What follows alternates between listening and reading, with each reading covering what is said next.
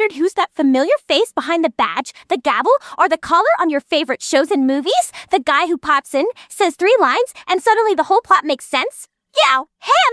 You've seen him 100 times, and today we're saying his name out loud. Hi, I'm Emma, feeling curious and nostalgic today, and honestly a little protective of the unsung icons who keep our stories glued together. So, let's talk about James Handy, an American character actor whose career stretched from the late 70s into the 2020s, almost 5 decades of steady everywhere you've seen him work. You know him even if you don't know you know him. He's the lieutenant, the captain, the judge, the priest, the congressman, that trusted face who walks in and instantly brings credibility, total vibe of institutional authority. He did films and TV, enter kids and prestige movies, ABC, NBC, CBS, Fox, even that WB and UPN era. Late in life, he still booked big studio projects. Think Logan from 2017 and Top Gun Maverick from 2022, the Tom Cruise fighter jet sequel everyone and their mother saw. Longevity like that is rare, just saying. Alright, let me set the scene. I'm in the 90s, renting Jumanji on VHS, the family adventure where a bored dame unleashes jungle chaos. There's this exterminator character who shows up, and my brain bookmarks the face. Cut to later, I'm binging NYPD Blue, the gritty police drama that changed network TV, and there he is again as Captain Jim Haverhill. I'm like, wait, is the Jumanji exterminator moonlighting as a precinct captain? My mind did gymnastics. Then I spot him on The X-Files, the sci-fi procedural with Mulder and Scully chasing the paranormal, and later on Alias, the ABC spy series with wig changes and double agents for days. I kept mixing the characters up. In my head, he was one continuous authority figure getting promoted show to show, lieutenant to captain to congressman to priest, like the ultimate TV universe career ladder. Big yikes at my continuity skills. Eventually, I had the glow up. I realized I wasn't confused. I was witnessing what a character actor actually does. They drop in, elevate the scene, and make the world feel real. No ego, just craft. Once I clocked that, I started watching for him on purpose, and every time he showed up, I relaxed, because I knew the story was in steady hands. Quick Eli 5. A character actor is the seasoned pro who is not the lead but is essential. Think of them as the glue in your story sandwich. Without them, the big stars are just floating in vibes with no stakes. James Handy is that glue. In the late 70s, he's on Ryan's Hope, a daytime drama. In the early 90s, he's in Taps, a military school film, and The Verdict, that heavyweight courtroom drama. By the late 80s, he's popping up everywhere. Cagney and Lacey, LA Law, and in movies like K9, the buddy cop comedy with the police dog, and Arachnophobia, the creepy crawler thriller. Across the 90s and 2000s, he stayed busy. The Rocketeer, that retro superhero adventure. Jumanji, the chaos classic. Unbreakable, the moody superhero deconstruction. On TV, he's Captain Haverhill in NYPD Blue, Lou Handelman in Profiler, Representative Joe Bruno on The West Wing, and Arthur Devlin on Alias. Through the 2010s, he's still out here. Criminal Minds, Logan the Swan Song Wolverine film, Suburbicon, and then Jimmy in Top Gun, Maverick in 2022. That's staying power, that's receipts. Here's why he mattered. Casting directors kept calling him because he telegraphed credibility in one look.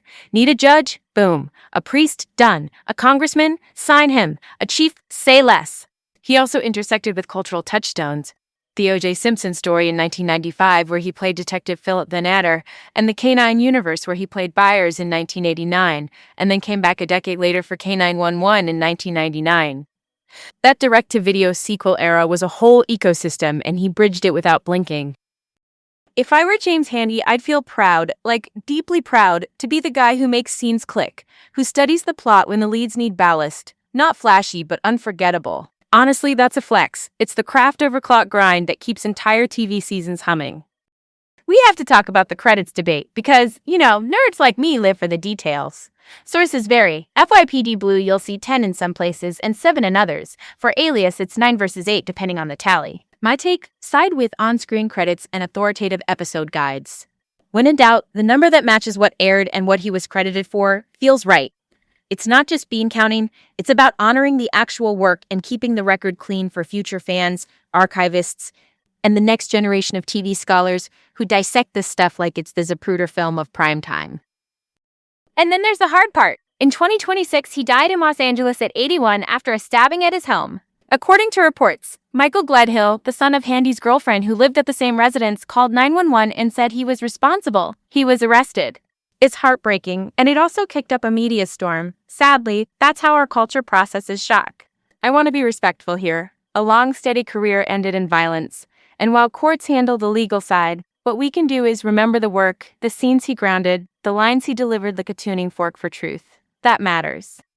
Let's talk lasting relevance. You might only recall him for 2 minutes in Jumanji or 20 seconds in Top Gun, Maverick, but those moments land because he feels real, like the mayor in Suburbicon, the priest in Unbreakable, the old doctor in Logan. Different tones, same authority, that's versatility. Low-key, it's harder to make a tiny role sing than to carry a whole movie. You get one scene and you either deliver or you vanish. He delivered over and over.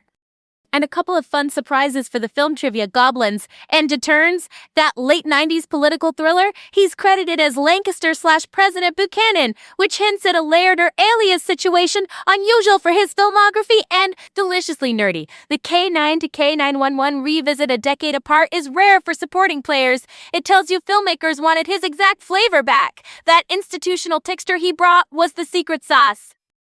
Okay, pause. Next time we are diving into another character actor who can change a scene with a single eyebrow.